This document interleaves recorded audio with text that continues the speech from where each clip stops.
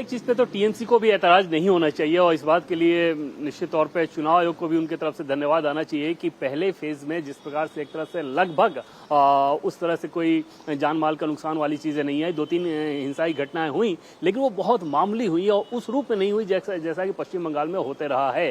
और जिस प्रकार से बमबाजी की घटनाएं पहले रिपोर्ट होते रही, आपने देखा होगा कि पिछले लोकसभा चुनाव की ही बात कर लें कि जम्मू कश्मीर में एक भी हिंसाई घटना नहीं और पश्चिम बंगाल में हिंसा हो रहा था। जो राज्य आतंकवाद से प्रभावित है वहां पे शांतिपूर्ण चुनाव हो रहा है। पश्चिम बंगाल में इतनी ज्यादा हिंसाई घटनाएं हुई थी। तो कल जब इतना शांतिपूर्वक मतदान हुआ है तो निश्चित तौर पर उसमें चुनाव आयोग और सेंट्रल फोर्सेस की तैनाती का जो तर्क था वो तर्क सही साबित होता नजर आ रहा है। अगर डेमोक्रेसी के लिहाज से वोटिंग भी इतनी ज्यादा हुई और शांतिपूर्वक तरीके से रहा। दूसरी बात कि नंबर्स के हिसाब से अगर बात करें तो जिन जिलों की आप बात कर रही थी जैसे झारग्राम, पुरुलिया, बांकुरा, वो जंगल महल का जो इलाका है उसमें 40 विधानसभा सीटें ऐसी हैं जो कि उस पॉकेट में आती हैं। और पिछले लोकसभा चुनाव की बात कर लें तो उन लोकसभा चुनाव में उन 40 सीटों में से 30 सीटों पर टीएमसी को बढ़त थी, 10 सीट पर ही बीजेपी की थी। जबकि 2019 के चुनाव में बीजेपी का प्रदर्शन शानदार रहा था। तो इस बार कल के वोटिंग के बाद वहां का जो फीडबैक है वो आपको अलग नजर आएगा। और जिस तरह के नैरेटिव को लेकर बीजेपी वहां पर गई थी, खासतौर पे उनकी एक कम्युनिटी है ओबीसी कम्युनिटी, उसके भीतर जिस प्रकार से बीजेपी ने काम किया, मुझे लगता है कि कल के वोटिंग परसेंटेज के पीछे वो भी एक बड़ा फैक्टर रहा है। तो ओवरऑल मतदान का शांतिपूर्वक होना, ओवरऑल वोटिंग परसेंटेज रिकॉर्ड तौर में बढ़ना, ये अपने आप में बता रहा है कि बंगाल की डेमोक्रेसी के लिहाज से निश्चित तौर पे एक सराहनीय कदम नजर आ रहा है। जाहिर सी बात है कि देवेंद्र जैसा बता रहे हैं कि जो वोटिंग परसेंटेज है उसके मायने हैं और उसके जो मायने हैं वो तो 4 तारीख को बिल्कुल सामने भी आ जाएंगे। लेकिन इस बीच आपको बता दें कि आज 11 बजे गृह मंत्री अमित शाह प्रेस कॉन्फ्रेंस भी करने वाले हैं, वो इंतजार रहेगा हमारा। देवेंद्र, बहुत बहुत धन्यवाद आपका कि आपने हमें काफ़ी विस्तृत जानकारी दी बीजेपी की स्ट्रैटेजी के बारे में भी और साथ ही साथ जो परसेंटेज सामने आया है, वोटिंग परसेंटेज, उसके क्या मायने हैं। लेकिन तस्वीरें बहुत महत्वपूर्ण है आपके सामने। प्रधानमंत्री मोदी की आज सुबह की तस्वीर है। कोलकाता में प्रधानमंत्री मौजूद हैं। प्रधानमंत्री ने आज सुबह सुबह मां गंगा के दर्शन किए, पूजा की, जिसके बाद नाव में सवारी की।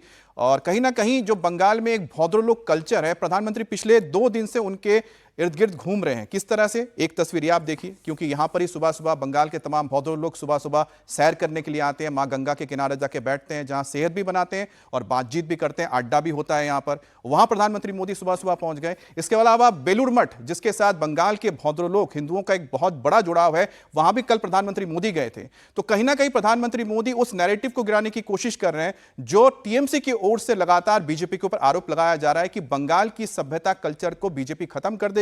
दूसरी तरफ प्रधानमंत्री मोदी जब सुबह सुबह पहुंचते हैं मिलेनियम घाट, बाबू घाट पर पहुंचकर, तो कहीं ना कहीं बंगाल के उन भौद्र लोग के साथ मिलते हैं, उनके साथ नजर आते हैं जो 29 अप्रैल को वोट करने जा रहे हैं। और दूसरे फेज में 7 जिलों की 142 सीटों पर 29 अप्रैल को वोटिंग होगी और पार्टियों के पास अब प्रचार के लिए महज 4 दिन का वक्त बचा है। ऐसे में बीजेपी, टीएमसी, कांग्रेस सभी ने पूरी ताकत झोंक दी है। बीजेपी की तरफ से प्रधानमंत्री नरेंद्र मोदी, गृह मंत्री अमित शाह और पार्टी अध्यक्ष नितिन नवीन, सारे बड़े बड़े नेता इस वक्त बंगाल में कैंपेन में जुटे हुए हैं। प्रधानमंत्री मोदी ये कह रहे हैं कि इस बार बंगाल में 4 मई को परिणाम नहीं, परिवर्तन होगा। जो मुझे जानकारी मिली है, मतदान भी पुराने सारे रिकॉर्ड तोड़ रहा है। मैं परिवर्तन की आंधी देख रहा हूं। ये परिवर्तन की आंधी है, पर भरोसे की विजय का विश्वास दिख रहा है। ये उत्साह, ये उमंग, ये जोश, ये भरोसे का है। भय जा रहा है, भरोसा आगे बढ़ रहा है। बरसों से जिनकी आवाज को दबाकर रखा गया था, वो अब एक सुर में बोल रहे हैं। एक ही आवाज, पाल्टानो दरकार, पाल्टानो दरकार, पाल्टानो दरकार, पाल्टानो दरकार। पहले भी हमने देखा है, देश में जहां जहां भारी मतदान हुआ है, वहां बीजेपी को प्रचंड विजय मिली है।